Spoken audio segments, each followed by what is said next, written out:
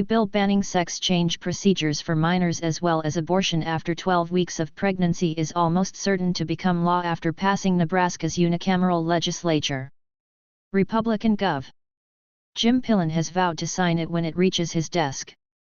The bill's passage marks a victory for conservatives in a tumultuous legislative session, with left-wing state senators like Omaha's Makala Kavanaugh filibustering all bills, even those they supported, in an attempt to thwart it. Conservative State Sen. Julie Slama credits her leftist colleagues' disruptions in the chamber for the bill's eventual passing, noting that some votes in favor of it may have been retaliatory plays against Kavanaugh, whom Slama claimed got up and ran her mouth because she was just overjoyed that the national media was here to give her some more attention. The Nebraska legislature on Friday approved a 12-week abortion ban and restrictions on sex change procedures for children in a move so contentious that lawmakers on both sides have said they may be unable to work together in the future. Conservative lawmakers wrangled just enough votes to end a filibuster and pass a bill with both measures. Republican Gov. Pillen, who pushed for the bill and met with various lawmakers to shore up support, has promised to sign it into law. The mood in the Nebraska Capitol has been volatile since lawmakers on Tuesday advanced by a single vote the hybrid measure that ties together restrictions that Republicans across the U.S. have been pushing. Nebraska's lawmakers have traded insults and promises of retribution, while protesters have loudly voiced their displeasure.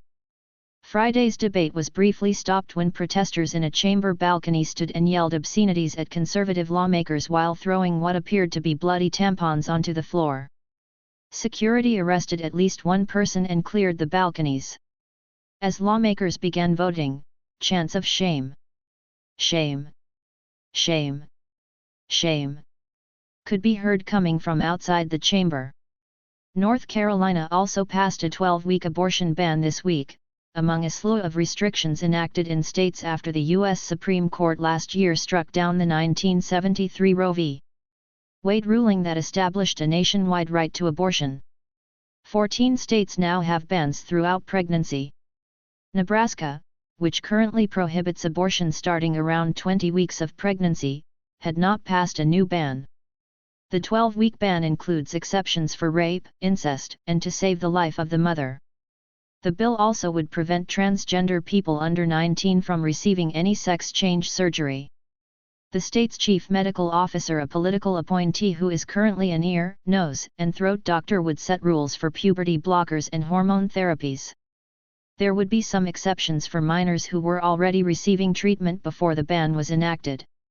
At least 17 states have enacted laws restricting or banning transgender procedures, hormones, and therapies for minors, and proposals are pending before the governors of Texas and Missouri. Medical groups and advocates say such restrictions are further marginalizing transgender youth and threatening their health. Omaha Sen.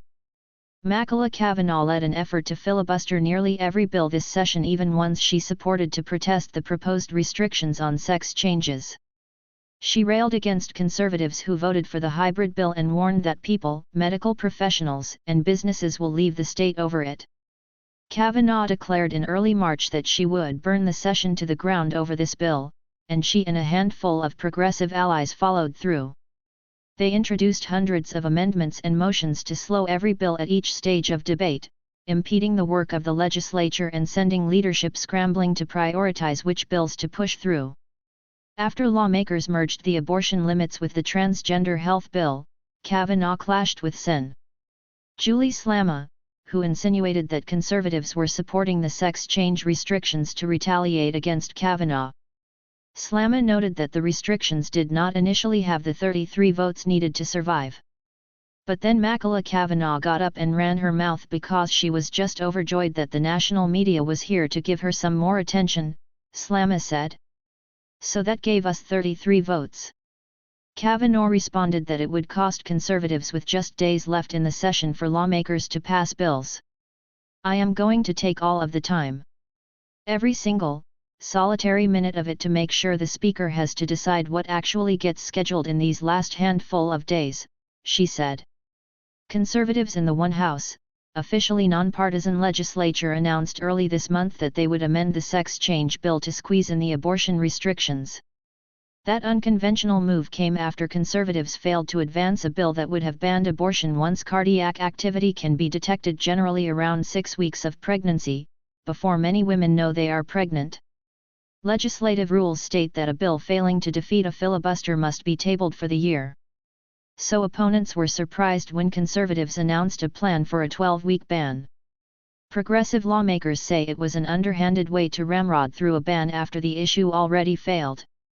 Conservatives say the ban is as a compromise.